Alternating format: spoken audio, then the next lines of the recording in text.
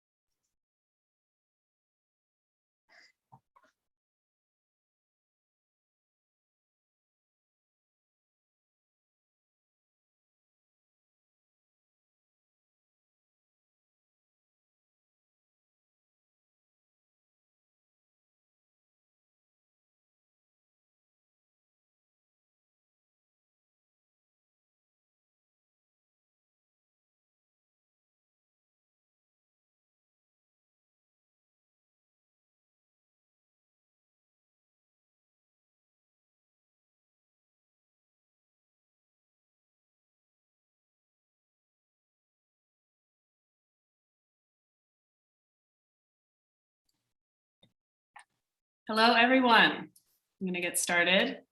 Welcome to the fourth out of 4 sessions of our annual Plan Conversation series. We're closing the series today talking with the communications department, and we have a number of people from the department joining us. 2 bonus guests for a total of 4 leaders from the communications department, and I'll have them all introduce themselves in a minute. As for me, I am Elena Lappin, Senior Movement Communications Specialist at the Wikimedia Foundation based in the San Francisco Bay Area. I'll be facilitating today. As always, hello to those of you who are here with us in the Zoom room and to those streaming live on YouTube, and of course to anyone watching the recording in the future. My quick spiel about why we're here today. Today's session is part of a series of open conversations between executives and senior leaders of the foundation and the rest of the movement to talk about the foundation's annual plan. The annual plan was finalized and released earlier this month, and it's on Meta, available for review for anybody. In this session, you'll be able to ask questions about what's in the annual plan, share comments and ideas, and get aligned for your work on the year ahead. This meeting is covered by the Friendly Space Policy, and so we welcome any and all questions you might have that are asked with curiosity and asked with civility. In terms of how today's hour will be structured, first I'll ask the 4 speakers that we have to introduce themselves. And then we'll watch a few minutes of the communications department's annual plan video. And that'll give an overview of the topic of the work of the communications department under this annual plan. And then we'll have the rest of the time for open conversation. We have some questions that were submitted ahead of time. And I'll also be taking live questions from the Zoom chat and from the YouTube chat. Anyone in the Zoom room is welcome to add themselves to the speaker's queue in order to unmute and ask a question live. Add yourself to the queue in chat using this, rather than using the hand raise feature so that we can keep everything organized in chat. This meeting is being recorded and it'll be posted on the annual plan meta page afterwards. I'll also be posting a transcript, and if there are questions that we don't get to during the session, I'll make sure to provide answers to those on the annual plan meta page as well. I want to invite everyone in the Zoom room to make sure that your screen name is what you'd like to be called during the session. You can change your name by clicking on the 3 dots in the top right corner of your square and clicking rename. Add your pronouns if you feel comfortable with that. Great. Okay, so now let's let the speakers introduce themselves. If each of you could say your name, where you're based, and what your title is, that would be great. We'll start with Anusha. Thanks a lot, Elena. I'm super happy to be here with everyone. I'm Anusha Alikhan, Senior Director of Communications at Wikimedia Foundation. My pronouns are she, her, hers. And as many of you may have heard from the note that went out, Heather Walls recently left the foundation. So for the moment, I'm taking on responsibilities of leading this incredible department across its movement communications, brand marketing, and communications functions, both internal and external. My primary role as senior director of the communications team is to oversee communications strategy for ensuring that foundation work across partnerships, technology, policy, and Wikimedia projects are known, and most importantly, of course, understood throughout the world so that we can strengthen trust and invite people to really engage and connect with the free knowledge movement. Thanks so much. Let's go to Nino next. Hi everyone, my name is Antonino Hemmer, or just Nino for short. Pronoun is he, him. I am the Senior Insights Manager, currently leading the marketing team here at the Communications Department. Originally from Indonesia, but I'm based in Berlin, Germany. Thanks. Zach. Hi everyone, Zach McCune here, Director of Brand. Fantastic to be with you all. My pronouns are he, him. And I am joining you from a garden in Newport, Rhode Island. This flag is not a golf flag, it's a crab flag. You put it up if you're going fishing for crab, you might see it flap around. I'm really delighted to be with you all. Thanks, and hi to the crab flag too. Mayur. Hi everyone, I'm Mayur Paul. I'm the Director of Movement Communications. I'll put in the Zoom chat my Meta page. I'm hoping my colleagues will copy it over to YouTube as well so you can see me. Movement Communications is a new team in the foundation, so I'm hoping some of you are going to ask me a question about it, and then I'll tell you a bit more about what does the team do later on. Oh, and I am based in the UK. I'm originally from India, and my pronouns are he and him. Thanks so much. Great. And Anusha mentioned she forgot to say she's tuning in from Miami, where she's based. Welcome, everybody. Okay, good. So we will turn now to the annual plan, the segment of the annual plan video. As a reminder, all of the videos from all departments are posted on the annual plan meta page, and we have subtitles in 7 languages. So please, if you find them interesting, share them with your communities.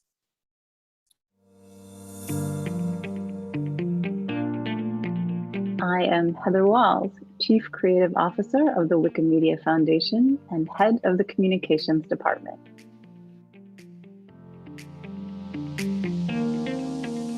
In this year's annual plan, we are formalizing and growing the Movement Communications team. They are tasked with holding the important connection between the Wikimedia Foundation and our communities around the world.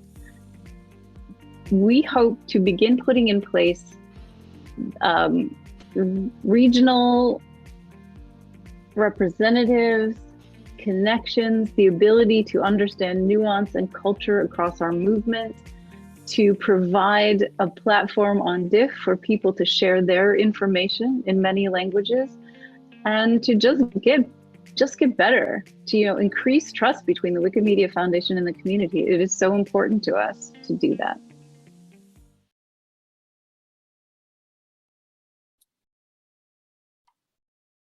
Great. So I want to open the question and answer session with the same question that I am fielding to everybody in these sessions.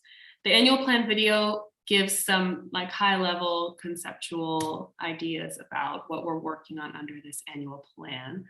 But I'd like to know from each of you, if you all would like to share, under this annual plan, concretely, what's one priority or project or initiative that represents a big change, and why is it relevant for the movement? We can start with Anusha. Absolutely. So yeah, I think Mayur can probably say more about that, but I would say that Probably the biggest change this year is that, we have a newly constituted movement communications function at the foundation. And we plan on being very thoughtful and deliberate around our plans to make sure that the community understands our work and is connected with us. And we're really trying to build a strong base here for storytelling in the movement as well, with platforms like Diff. We're also, and this is actually true not just of the movement communications team, but I think all of the teams in the communications department, we're trying to expand our presence with regional representatives in each area who are going to be better at having their ear to the ground, especially amongst community, and bring their perspectives on local issues, and also, as well as fundamentally, speak the language. So I think, in my opinion, that's the biggest change. And Mayur may want to say more there, because I know everyone's very excited about movement communications. Thank you, Anusha. No, that covers a lot of it. I suppose just to give people a kind of practical example of what is this new team doing. We do the things you know and love. So Wikimania, the team is supporting our core organizing team of volunteers that are kind of running Wikimania, putting it on, but we provide the sort of support to them to make the event happen. Things like Wikimedian of the Year, this is a kind of shameless plug ongoing from Wikimania. Make sure you register. This year will be bigger and better. We want to celebrate our movement. We want to celebrate the work that so many volunteers are doing across the world. And, this year, you heard it here first, there won't be just one Wikimedian of the Year, there'll be many. So read more about it. I will actually put a link about that in the chat. So we do things that you know and love. We're also doing things, kind of new things to help the foundation connect with the movement, and for every team in the foundation to be able to talk to the movement. So this conversation right now is being brought to you by members of the movement communications team. So have all the different annual plan conversations, and we hope to do more. I often say to people, if this team was a Wikipedia article, we'd be a stub. So we need your help to kind of make it better, have more things we can do. So please, do feel free to get in touch about what else we can do. And actually, hopefully, my colleague Merdad has just put in the chat the link to finding out more about Wikimedian of the Year. So yeah, and I hope that's shared in the YouTube chat as well. Thanks for that. Zach, do you have anything that you want to spotlight under this year's annual plan that'll be a big difference for your team, and what does that mean for the movement? Oh, yes. So in the last fiscal year, we focused on celebrating the movement as a global entity. And that really came through in the Wikipedia 20 celebrations. In this year, we're going to be focusing more on regional promotion of the Wikimedia movement and the Wikimedia projects. So we're actually planning some outreach campaigns along with Nino and Nino's team. We're planning to do 3. And these will be collaborations with our community to help the movement show up in new visible ways within a region, which could be a country, it could be a set of language speakers, could be a set of internet users. We've only decided on one of these, the first, which is a collaboration with Wikimedia South Africa. So our first awareness campaign is going to be in South Africa, and we are planning 2 more after that, all in the effort of promoting our movement on a regional level. So again, I think you're hearing that across my colleagues, right? We want to be more authentic and relatable at the regional level. We know that a lot has been done globally, but sometimes when you think just kind of in a broad sense, you miss the nuance, the opportunity, and the ability to kind of start the really incredible work that happens every day within communities. So that's what we have planned on the brand studio side of things. Thanks for that. Great. And Nino, you want to talk about your team and what you'll all be up to under this annual plan? Yes, thank you, Lena. Not to drag this too long, but I just want to be in agreement here with both Anusha and Zach. A lot of exciting things coming up this year. We at marketing support all these initiatives by starting the work that we did last year in terms of understanding the makeup of our global audience by conducting our global market research last year. And finally, now we are in a position to help the other teams like brand studio, movement communication, and communications to through data to understand, be more informed about the different communities and the makeup of the nuances of many countries around the world. We're very excited about that. Thank you. Great. Yeah, we have a submitted question also that asks a little bit more about marketing. We'll get to that in a bit. But I will take next a question from the YouTube chat. What is the planned launch date for the calendar on Diff? And I think before answering the planned launch date, if Mayur, if you could explain what is going on with the calendar on Diff, and then talk about where we're at. So one of the kind of key problems people have often flagged to us, and I should say actually earlier in the year, to help improve the stub that is movement communications, we actually did a bit of research that Elena actually worked on, talking to over 100 Wikimedians across the movement, asking them what are the kind of key challenges in how the foundation communicates with the movement, how could we be better, etc. The big feedback that kind of came back was around, how many different channels, places, etc. you have to watch to make sure you kind of find everything out. Something might come to you on a meta page, something else might come to you on a village pump. There might be something said in a conversation like this, like you have to be present in so many places. And it makes it really hard to keep track of sort of what is going on. So in order to sort of simplify and give people a sort of a single place where any event being run by the foundation, conversation like this, etc., everything can go and people can see in a single view what is happening kind of when, and decide where they want to engage. We wanted to create this sort of single place.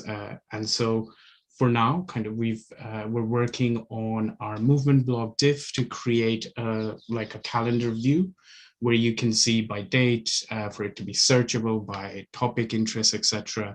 All these kind of different things, consultations, conversations like this, other events, and obviously movement members are welcome to put their own events as well. So when will it be launched? Something we're working on. We were hoping actually to have a sort of beta launch this week, but we're still, struggling with some technical hiccups. So hope to have maybe in the next week or two, have the calendar live.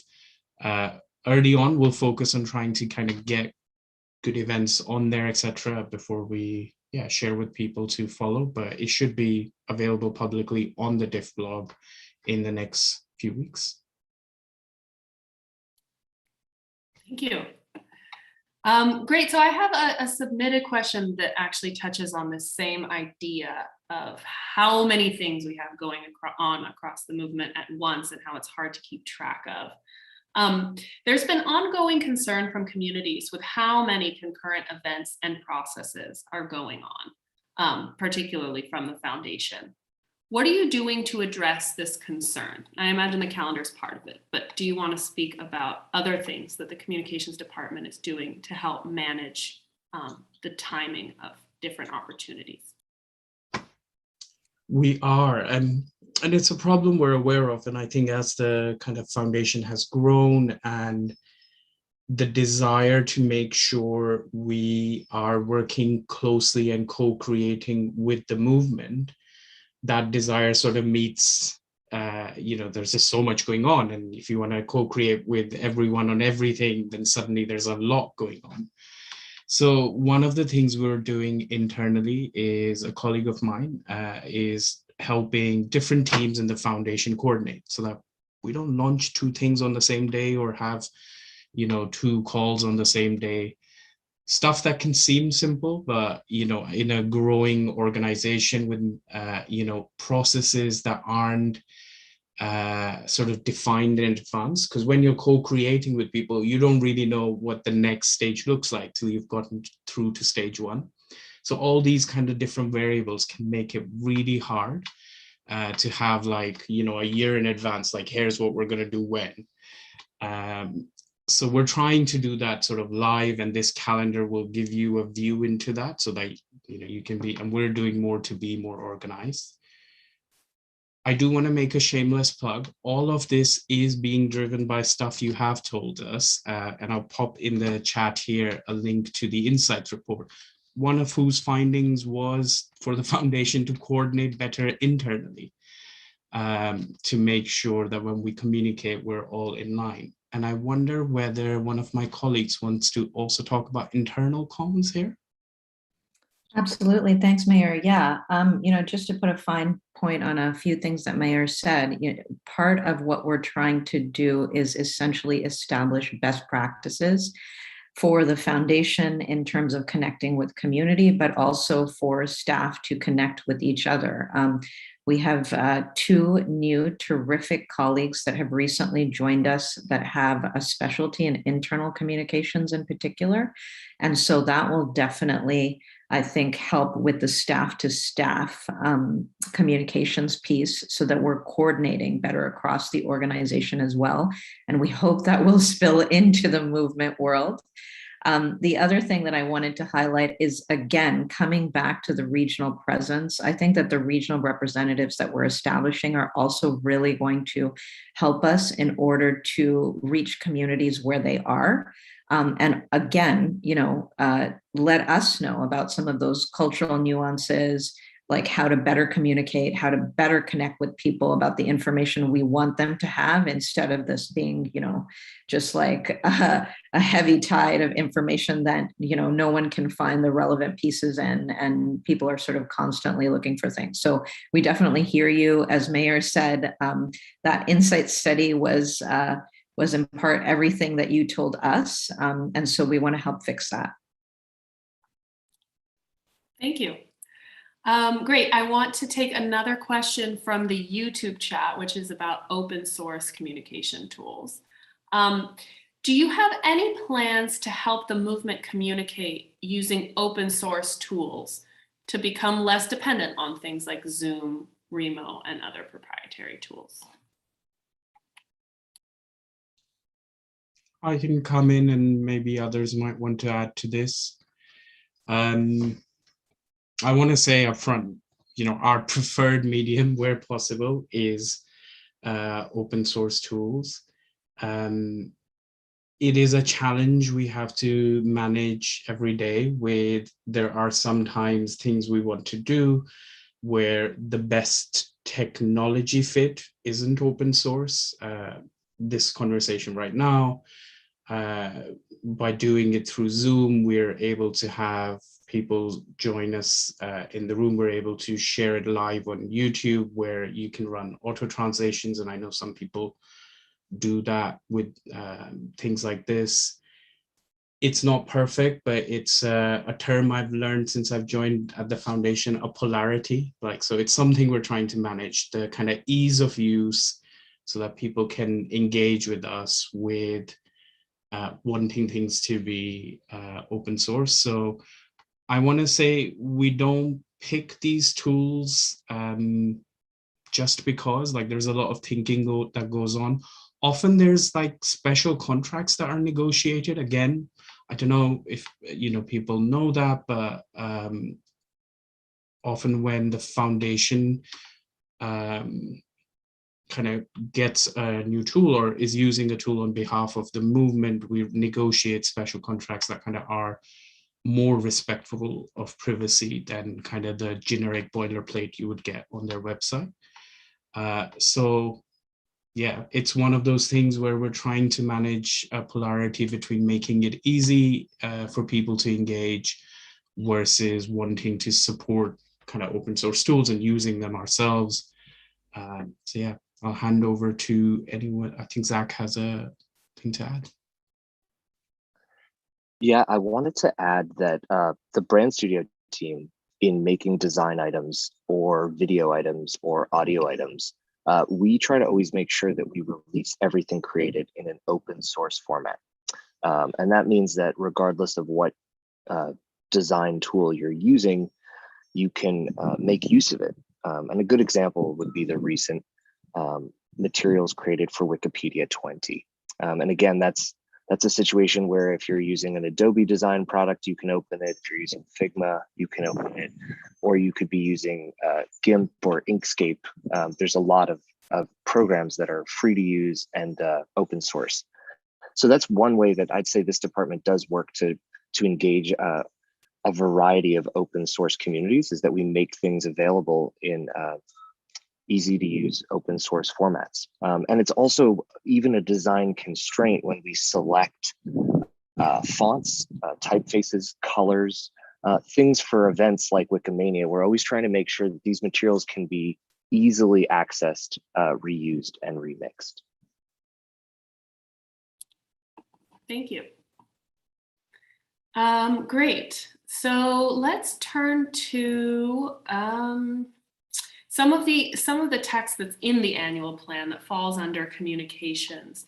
One of the objectives listed in the annual plan this year is about strengthening the narrative of Wikipedia globally. And this question is just, what does the narrative of Wikipedia mean? Yeah, I'm happy to take that. And I'm sure my colleagues have thoughts here too. One of my favorite authors, John Steinbeck, said that a great and interesting story is about everyone, or it will not last. So for us, the narrative of Wikipedia is really simply about showing the world interesting ways through storytelling or visuals or opinion and thought pieces, or even like a fun and quirky or serious social media post. Wikipedia's personality and how it connects to their everyday lives. That's essentially how I would describe narrative. But I don't know if other folks have thoughts.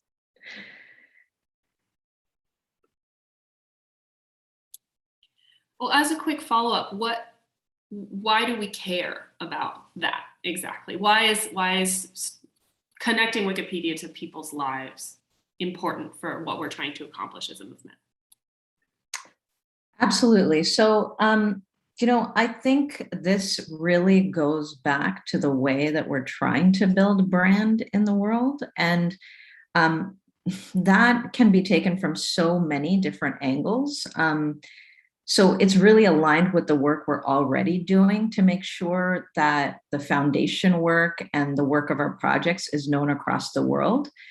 And, just as communications examples for some of that, we're publicizing how volunteers are helping to get more trustworthy knowledge around the pandemic so that more people can turn to Wikipedia as a resource and understand our work better. The partnership we did with WHO back in the fall and the communications around that partnership is another example. Project Rewrite, which is, bringing more attention to the work that volunteers are doing around the gender gap or others. And we're also working really hard with our policy team to make sure that Wikipedia is seen as influential amongst decision makers and partners so that they can work to protect free knowledge from things like censorship and privacy issues and copyright and regulation. And so strengthening the narrative is really about protecting the infrastructure of free knowledge worldwide and in the future. That's why it's critically important. Could I add, Elena? Yes, please. I think these are such critical points. So it's like I think a lot of times we should remember as a movement that our reputation precedes us in a lot of conversations. And we want to make sure that reputation is strong, that it's favorable, that it reflects our values, and that it's accurate. I think many community members have approached the Foundation's communications team in years past and told us about scenarios where they've approached press, government, sometimes other nonprofit grant-making bodies, and heard concerns about Wikimedia or Wikipedia, right? And that's a situation where the work we do in communications is meant to be a lifting tide for every effort we make. People think of our organization as standing for the right things, being concerned about human participation and respect to our users, for example, around topics that Anusha mentioned, like privacy. So we really want to make sure that when we strengthen the worldwide narrative, it's really about saying people have heard the right things about Wikimedia and Wikipedia, so that when we start conversations or start initiatives, people are already thinking the right things about us, the things we want them to think about, and we spend less time settling misunderstandings. Thank you. So I have another question pertaining to the vocabulary that we use in the annual plan and helping community members decode that. What does increasing brand awareness mean? So that term shows up in our objectives, and I think that's a recurring objective that we have and a priority, obviously, from the medium-term plan. So what does it mean to increase brand awareness? And then the second part of this question is about the brand project specifically. The community expressed serious concerns with and even opposition to rebranding. Why is a priority around brand awareness still there? Zach, you want to take the first, and then I'm ready. Yeah, let's talk about it. So when we say brand awareness, we're really talking about awareness of the Wikimedia movement and of Wikimedia projects. That's really what we're talking about. And that's different than making changes to names or logos, which would be a part of the brand project, right? So we want to increase global understanding of our movement. We want to increase global familiarity with our projects and global care, like positive feelings for the work we do, so that you want to join our movement and be a contributor to free knowledge, possibly a donor or a funder, right? There's just so many ways we want to bring people into the movement. And so we use brand awareness as a phrase to refer to awareness of the movement and our values and the projects that express these values. The brand project has been paused now for about 1 year. It was a project that sought to adjust and change some of our branding materials, and that's been paused for 1 year now. Our board has convened a reconsideration of that project, and it's brought in community advisors from across the movement to think about how that should be shifted. And it will be shifted. That I can definitely say. So it's been paused. The project its outputs will be adjusted and changed based on feedback. And we're expecting that there'll be a resolution on this from our board in the second quarter of the year, which is the September-October timeframe. Nino, do you want to add in on this? Yeah, thanks. I wanted to weigh in a bit on the first part of Zach's answer on brand awareness and how we're conducting that measurement. Since last year, about this time last year, we have started running some surveys in some markets in order to measure brand awareness, as Zach just explained it. This includes both aided and unaided awareness in some markets. And the reason behind this is that historically, we have not conducted a, let's say, comprehensive study which can produce a comparable benchmark. What this means is that previously we couldn't make an informed comparative analysis as to why certain things are happening and how they relate to one another.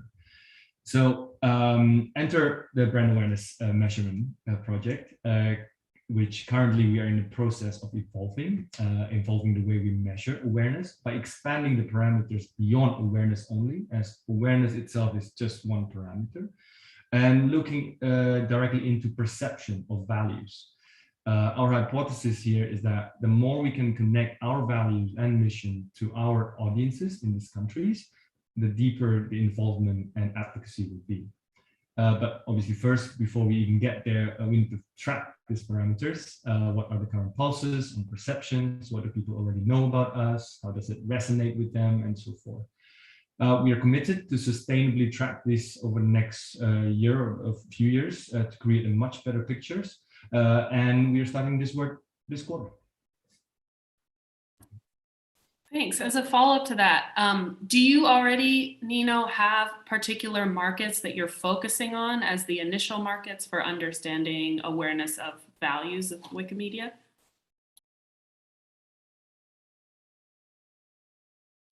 Muted. You're Sorry.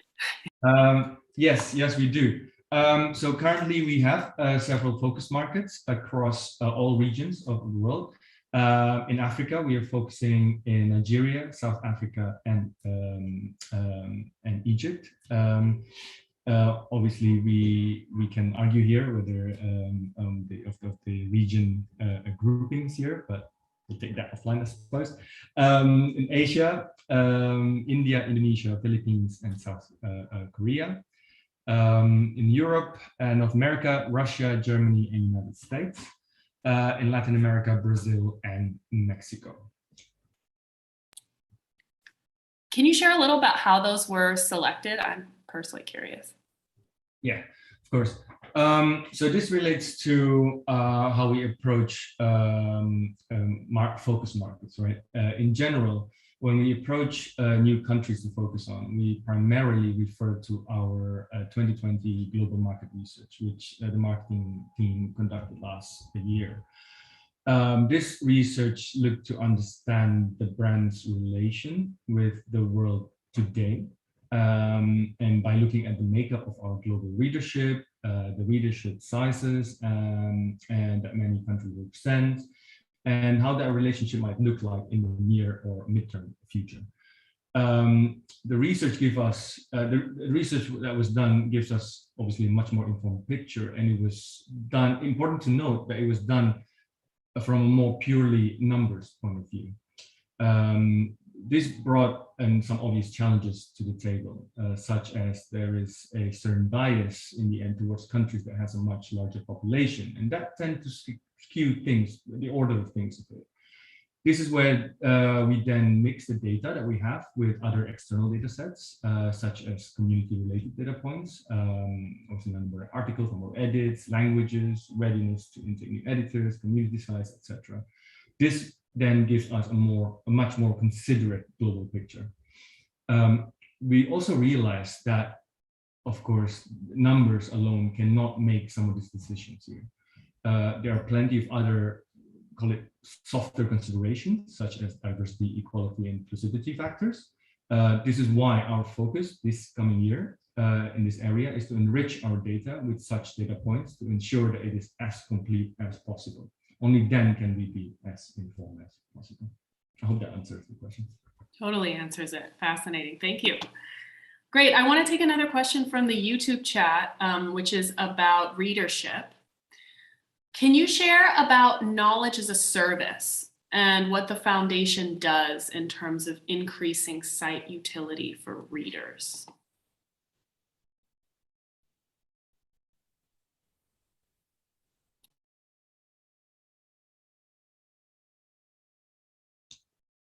I'm going to hazard a guess that the communications department may not be best place to answer this. There is a lot of work done through other departments, and maybe we need to take this question away and come back to you on our talk page, unless any of my colleagues can speak to it. But I think this is sort of beyond our, another term I learned at the foundation, wheelhouse.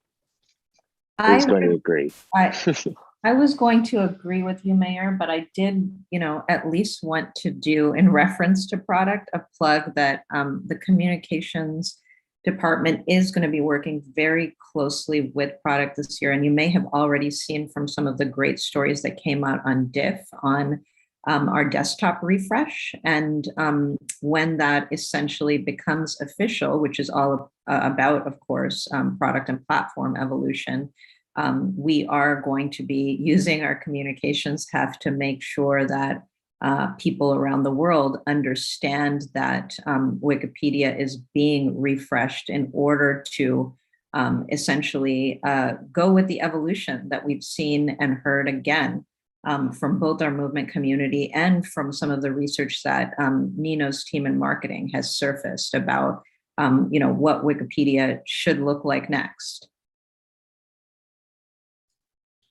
If I may quickly just to add into that, 100% correct, Anusha. We in the marketing team, surely in terms of data and market insights for the different countries that we have, we are working very closely with the product teams on finding out what is the next possible look and feel, and to the question, I think directly, to increase the site utility amongst readers globally.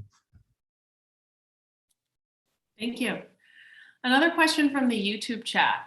Sometimes the foundation mentions the Sustainable Development Goals and their importance. The question is, are you using those goals internally in kind of a systematic way at all, or has it been more of an ad hoc approach so far? I would say, so first of all, the first Wikimania that I ever attended in Stockholm, the SDGs played a starring role because, of course, the theme centered on the SDGs. I think that what we're doing on the communications front when it comes to those is really trying to make the connection with one, free knowledge and human rights, and free knowledge as a human right in particular, and also connect what the UN essentially has identified as goals that people worldwide care about. Some of them we have more overlap than others. Of course, all of the work that volunteers in particular are doing with gender equity, those are things that we're trying to highlight and showcase and send out into the world. Similarly, internally, we have taken a big look at climate change and how our own practices in sustainability either helping or harming worldwide efforts around climate change. And I know that there is also a recent partnership we did directly with UN Human Rights that in particular highlighted climate change as a priority for the foundation, again, in partnership with an outside entity. I really think that and I could be editorializing here a little bit, so bear with me, but I really think that our connection with the SDGs is going to be increasingly more important as we connect with civil society groups, as we connect with other UN groups as partners, and basically making the connection that the SDGs are all the more successful when people know about them. And so I think that there's tremendous overlap with our social good work and the potential we have for sort of underlining that through communications campaigns and larger awareness campaigns. Thanks. I have a question that touches on communications campaigns generally, and this idea of elevating community spokespeople, which you touched on in your last answer, Anusha. How does communications balance elevating community spokespeople and community achievements with using foundation spokespeople? Are there kind of internal ideas or guidelines that you use to strike that balance? Absolutely. So it does depend on the issue, but as folks I'm sure can see from our 20th birthday work, we were very focused on including community voices in our articles, and particularly on work like closing the gender gap that we know is really directly being led by incredible community groups. One of the articles that stands out is an article in Glamour. I'll drop the link in after I finish speaking, where 4 different community members were essentially profiled for the work that they were doing in that area. We also did that for our recent work in the MENA region. And also, if we get a question about how content is built or governed, often we're going to pull in a volunteer to answer those questions. Of course, as long as it's a friendly inquiry, because we do want to protect our volunteers from sort of press that we can get on the sort of negative end. We also are really working hard to balance protecting the privacy of our volunteers and their time, and of course, getting their full buy-in first before proceeding with any of those types of connections. But overall, our priority from the perspective of the comms team, and I'm sure the whole department is really pushing forward movement voices on movement-led projects. And so we do that as far as we can. Thanks. I have a question also related to that about equity around the type of movement voices that get amplified on foundation channels. What is the foundation doing to help improve and engage with smaller wiki communities that may not speak English, that don't typically get featured on foundation social media or on the foundation blog? If we're going to be elevating people in an equitable way, seems like there's room for improvement in that realm. What are we going to do under this annual plan? I'm sure. Yeah, I was going to say, Mayur, probably. Yeah, I was just going to again highlight that that's why, the regional officers are a huge priority for us, but I'll pass to Mayur to say more and more deeply answer that question. I think that question really surfaces a real big issue for a global movement like ours. Traditionally, most of the work we do is in English. Conversations are like this are in English, which means if you speak English, then you're more likely to get featured in things, etc., because people in the foundation know you. And we want to move to a place where, the foundation has multilingual, multicultural communications. अगर आप हमसे हिंदी में बात करना चाहें तो हम हिंदी में बात करें, पंजाबी विच गल्ला करना चाहें तो पंजाबी विच गल्ला करें, उर्दू में कोई मसला हमसे बात करना चाहें तो वो करें. So for those who don't understand those three, if you want to come talk to us in Hindi, we should be able to talk to you in Hindi. If you want to discuss something in Punjabi or bring to us a problem in Urdu, we should have that capability. And that's what Anusha was talking about previously in the department. We want to build, a global team that speaks different languages, is based in different parts of the world, understands the context that Wikimedians are working in, and they understand the wiki way of approaching and highlighting issues, etc. So that's, we want to be closer to our movement in that way, and whether it's in movement comms or in the comms team or other parts of the brand team, etc. That's what we're aiming for.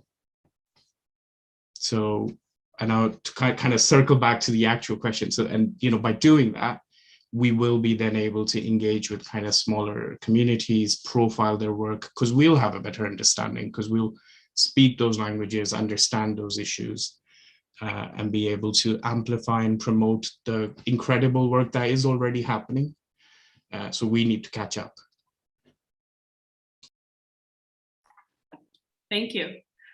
Okay, great. I want to turn actually back to marketing as a topic quickly. And Nino, I think you partially answered this question already, but I think that there's more in there to answer. Question just generally, what kind of marketing does the foundation do, and why is marketing important for a social movement? And I know that you already talked about understanding levels of brand awareness in our target markets, and specifically understanding the levels of awareness around Wikimedia's values. But I think there's more that you could probably say about why marketing, how does it serve the movement? Where do I start? Yeah, a great question, and I'm glad you asked. Thanks for the opportunity to explain a bit more. So marketing here is definitely not a comparable function as you would have it in most, if not all, other workplaces or companies. The way we approach marketing here is to use the function to better understand the communities within the countries that we are serving globally. We use data, both qualitative and quantitative, to deepen our understanding of the different values each countries have, and use that to also understand the gaps of knowledge that exist between them and why. With each additional data point, we can then paint a better picture of where we can deliver impact most efficiently. Impact will be different from country to country, as well as from community to community. In this sense, marketing is an outreach tool for us to better serve our mission tell people what we are doing, get messages to people who don't know us, and get people excited about our work. I'll stop there. I hope that will answer it. Yeah. I can add a little bit here too, just to play off of some of what Nino was saying. We're really in an environment where any purveyor of knowledge or information is coming under scrutiny because of the problems with trust that we are having right now. Marketing is really helping us to gauge essentially where those trust problems lie, and also in what communities they lie. So part of course, the work that all of us are doing as a movement is really to elevate equity and make sure that people that are unrepresented across our projects can actually be part of them and engage with them, and we can welcome them in and invite them in. And so we need to determine essentially the gaps that we are seeing in different regions when it comes to women, when it comes to people from the LGBTQ plus community, when it comes to people of color and Black people.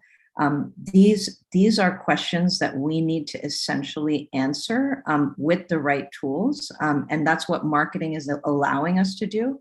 In order to fill the gaps, we need to essentially see exactly what those gaps are and determine where we're missing people. And so again, marketing is helping with that really important function. Also, that essentially then helps us as the communications team see how we want to structure our campaigns, the audiences that we need to engage in particular regions, ones that know about us, ones that know that Wikipedia is run by a nonprofit. There's a lot of people that don't know that. So these are the questions that we're sort of answering together in order to develop smarter communications campaigns and smarter communication strategy. So yeah, I think it's brought a lot basically to the department and the work that we're doing. Thank you. I'm going to take another question from the YouTube chat. What is the best place for affiliates to collaborate with the foundation on social media campaigns that they want to launch? Is it a page on Meta, an email, or other place? Where's the best place to connect and collaborate on social media campaigns?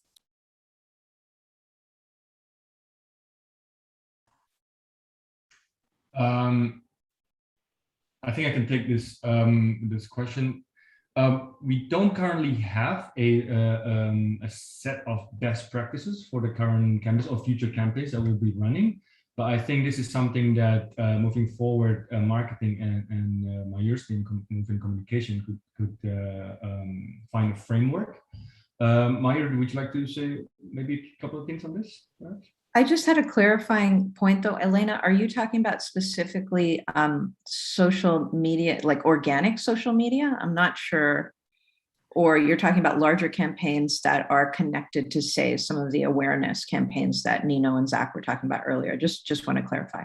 I think that it's campaigns that affiliates would be looking to run in their local context to promote the work that they're doing on social media. My guess, and if this is not correct, please correct me in the YouTube chat, but my guess is kind of like, how do we get, as an affiliate, how do we get the foundation to amplify our voices on their channels? Yeah, so for organic in particular, we do have a form that you can fill out that essentially will tell us, what the opportunity is about, the audiences that you're trying to reach, and exactly essentially what the ask is for the communications team. I don't have that link right on me right now, but again, I will drop it in the chat as soon as I get a chance to. The other way that they can, of course, reach out is if they tag Wikimedia on any of our social media channels, our digital team will actually see that, and they will either reach out for more information or they'll amplify it right away by retweeting or sharing on Facebook even. Thanks. Do you know off the top of your head if the form is something that's submitted via email, or is it something that lives on MetaWiki? It's a Google form. Okay, great. Yeah, if you find that and drop the link, then we'll share that in the YouTube as well. I know we also have some kind of ad hoc processes for this. It's not uncommon that I will get emails directly from community members of like, hey, we want to run this, can you pass it on? And of course, any one of us from the communications team is happy to pass that along. But To Nino's point, I think an important body of work in the coming years will be systematizing this a little bit more and figuring out how we can more effectively amplify people's voices in different corners of the movement. That's a big goal of the movement communications team. Okay, great. Next question from the YouTube chat. Is there an organizational diagram for the communications department? That is a really good question. And my answer is, I don't know. In fact, I feel like I just actually made a request to update our staff page on our website. So I'm not sure if there's like an updated organizational chart at the moment. I can take part of this, Anusha. So the single place where the foundation attempts to keep like all staff and kind of who's where doing what up to date is on our website. It is here. It gets updated once a month. So hence the attempt. And so often it'll be a month out of date. Sometimes it can be a little bit longer if someone's left and their manager didn't notify the right people, et cetera, et cetera. There's many things that can go wrong in an organization this size. But this is, so I've put in the chat, sorry, and it can be shared on YouTube, is the single place where the foundation does try and keep up to date, kind of who sits where in which department, but with the caveat that it'll sometimes be out of date because it only gets updated once a month. People can be missed, or sometimes people get moved, teams might be moved here or there, and then that can be missed, etc. So yes, we need to do better. Is actually my answer, is making me think. Thanks. Related to the organization of the department, there have been a number of questions recently about what it'll mean for the communications department that the Chief Creative Officer has left. As the 4 people right now who are in charge of the department and will be, really spearheading this year's annual plan, what does that mean for you all, and what do you anticipate it'll mean for the work ahead this year?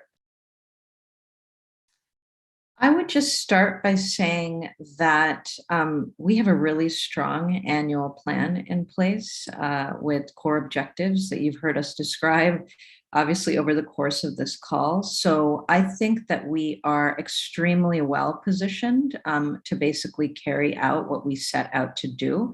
We have an expanding team in communications. Obviously, you heard about our new internal communications folks, and of course, the regional staff that we're adding in movement communications. We're also adding people with knowledge of different media markets. One of the staff members that recently joined us is based in South Africa. A new staff member that will be joining us shortly, fingers crossed, is based in India. So the fact is that even as there was definitely a bit of a transition on the communications team, we're strengthening other muscles this year as we seek to carry out those goals that we set for ourselves in the annual plan. Thank you. All right, well, that pretty much brings us to the top of the hour. Thank you for joining us. And thanks everybody who has tuned in and all the questions in the YouTube chat. We really appreciate that. I know we've shared a number of links here in chat that have made it to you in YouTube. This conversation, obviously it's been recorded. It's going to be posted on the meta page, the annual plan meta page. So please share it if you'd like. And yes, I think we got to all of the questions today, but if there's any follow-up, we will be watching the annual plan talk page. I know the banner right now says that we stopped actively watching on Friday, but we're going to be actively watching throughout the rest of the week in case there are any follow-up clarification questions coming as a result of this conversation. Thank you so much, everybody, for bringing your energy and excitement and curiosity to this conversation, and we'll see you all soon.